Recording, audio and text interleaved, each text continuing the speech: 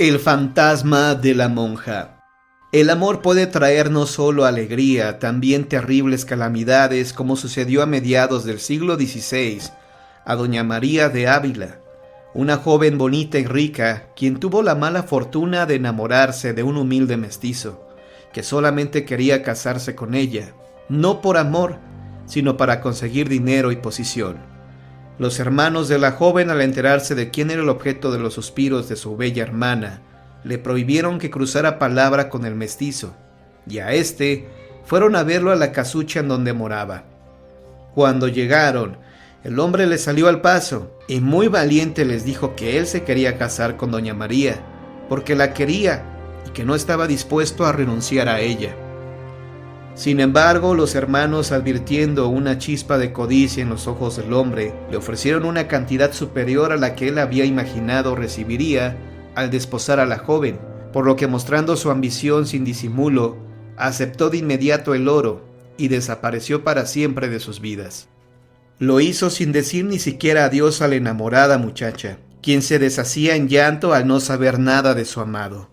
Los hermanos, que no eran precisamente comprensivos y cariñosos, fastidiados por el dolor que mostraba su hermana todo el tiempo, decidieron enviarla a un convento. Una vez ahí, pese a los rezos y ruegos de las monjas, doña María insistía en que se quería morir y solo rezaba por el bienestar de quien creía que la amaba.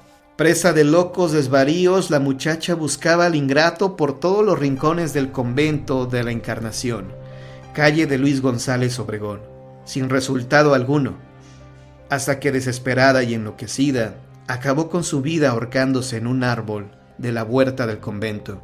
Fueron las monjas quienes bajaron el disminuido cuerpo de la muchacha y quienes se encargaron de darle cristiana sepultura, pues sus hermanos, avergonzados de que doña María se hubiera quitado la vida, no quisieron saber nada al respecto.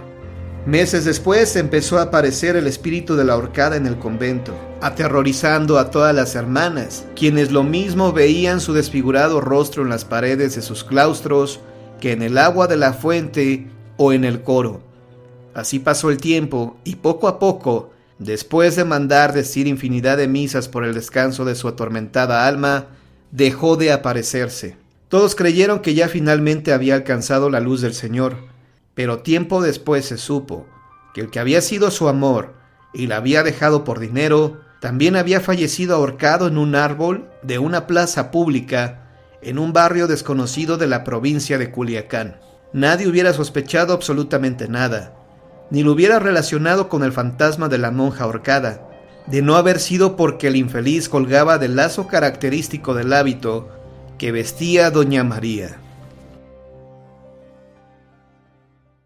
El hombre enamorado, leyenda de San Luis Potosí.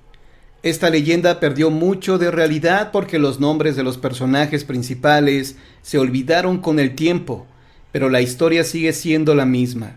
Por ello, creo que no es necesario saberlos.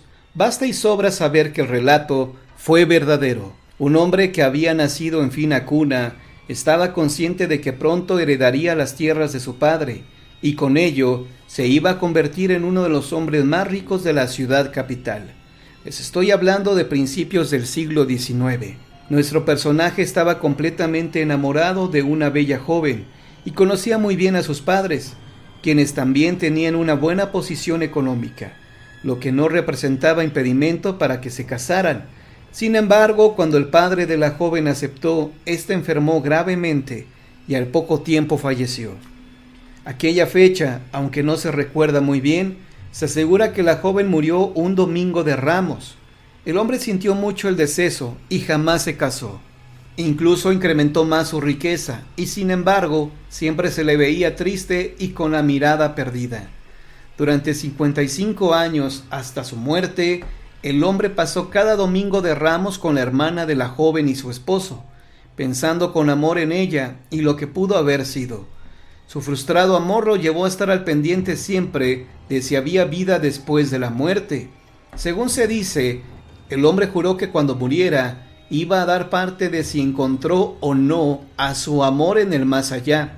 Así, los mensajes comenzaron a hacerse presentes, poco después de su muerte. Quien lo comenzó a ver fue una psíquica que nada sabía del caso. Comenzó a recibir los mensajes por medio de la escritura automática, con referencias griegas y latinas, así como con símbolos misteriosos. Pero eso no fue todo, sino que muchos hombres más en toda la ciudad comenzaron a ver al hombre que les pedía escribieran sus mensajes. La mayoría de estos hombres no tenían contacto entre sí e ignoraban el amor y la promesa que este hombre había hecho. Sin embargo, cuando los hijos de la hermana de la joven conocieron la historia, se dieron cuenta de que se trataba del eterno enamorado de su tía, a quien no conocieron.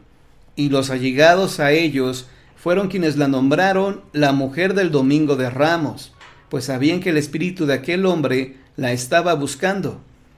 Aquellos mensajes parecían no tener éxito, pero cuando fueron unidos, todos se dieron cuenta de que se referían a la mujer del Domingo de Ramos. Por ello, era necesario saber si aquel hombre, quien acababa de fallecer, se había reunido o no con su amada. Días después, algunos psíquicos aseguraron que en verdad el hombre había visto a la joven, la cual, al igual que él, estaba todavía enamorada. Por supuesto que esto nunca se pudo confirmar, pues nadie sabe si estas personas decían o no la verdad. Pero lo que sí se sabe es que la historia del hombre que nunca se casó porque su amor falleció, se convirtió en toda una leyenda, y que aquellos mensajes que llegaron del más allá tuvieron sentido cuando se relacionaron con él.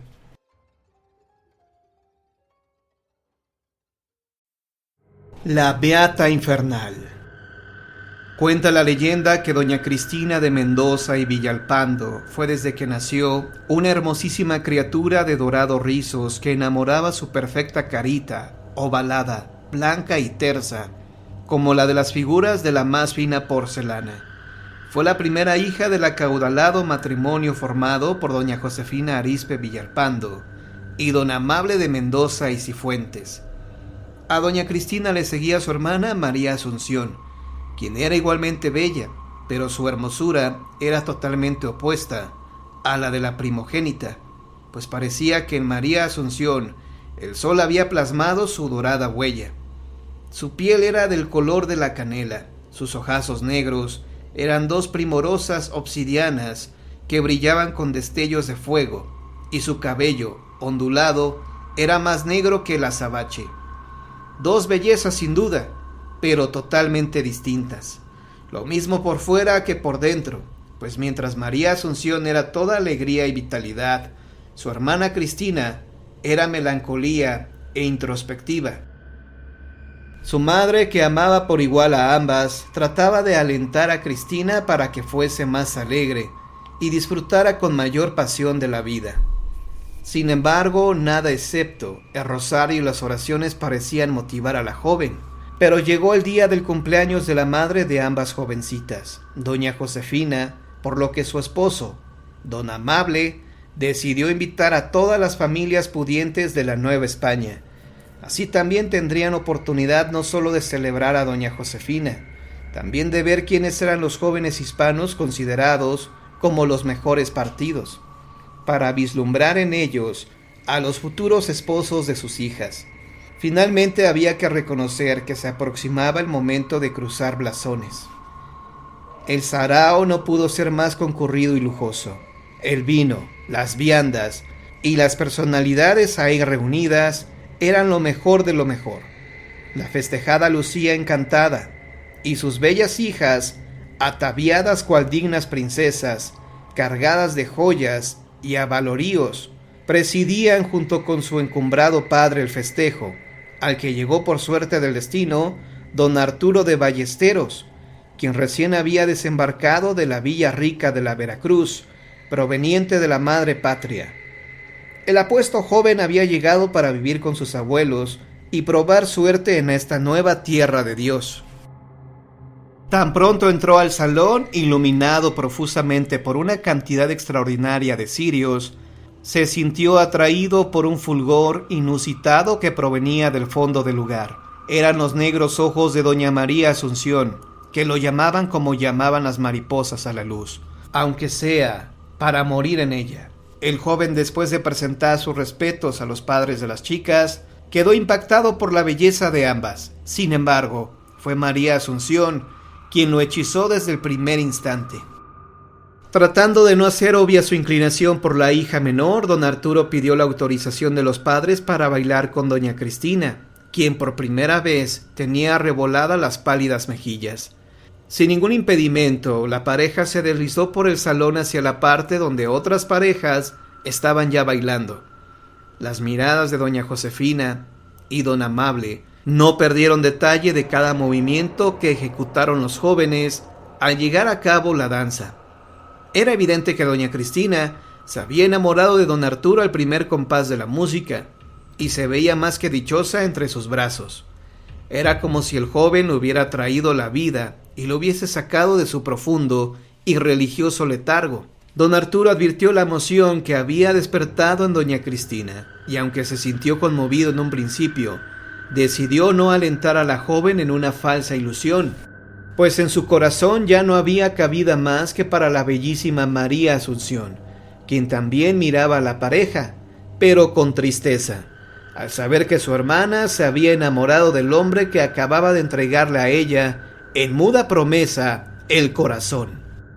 Terminó el sarao y doña Cristina estaba más risueña y feliz que una castañuela, al igual que sus padres, quienes de inmediato aprobaron el entusiasmo de su primogénita, quien disfrutó por partida doble y enormemente la conquista, pues además, fingiendo modestia y fraternal afecto, hacía años que albergaba un profundo rencor por su bella hermana menor, de quien siempre había estado celosa, y ahora le ganaba en hipócrita competencia.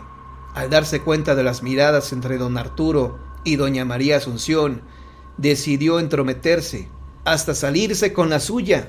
Ser la elegida y el éxito de su estrategia la hacía disfrutar profundamente el dolor por el que pasaba su hermana, quien estaba inusualmente pensativa, diríase sumamente triste, mientras que en la atmósfera se advertían ya terribles aires de desgracia.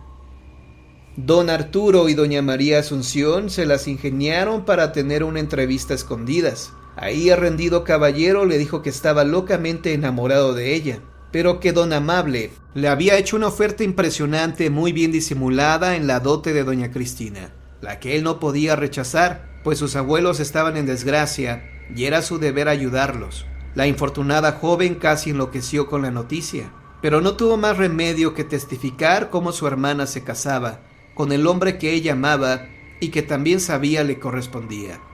Después de los esponsales, la pareja se fue a vivir a la finca de los abuelos de don Arturo. En tanto, María Asunción se volvió lo contrario a como era. Ahora lucía desmejorada. Su vitalidad había desaparecido y se notaba a simple vista que algo la estaba consumiendo. La pobre doncella se estaba muriendo de amor, mientras que doña Cristina y don Arturo trataban de aparentar una dicha que estaba muy lejos de sentir. Ella no lo amaba, solo se había casado con él para ganarle la partida a su hermana, y don Arturo, que tampoco la amaba, se había casado con ella por el dinero. No pudiendo soportar más la vida al lado de una mujer que resultó ser rencorosa y cruel, don Arturo terminó por quitarse la vida. La viuda permaneció junto al cadáver de su esposo impávida, sin derramar una lágrima, mientras que doña María Asunción, buscando encontrarse en el más allá con su amado, se quitó la vida, hundiendo una daga en su noble corazón.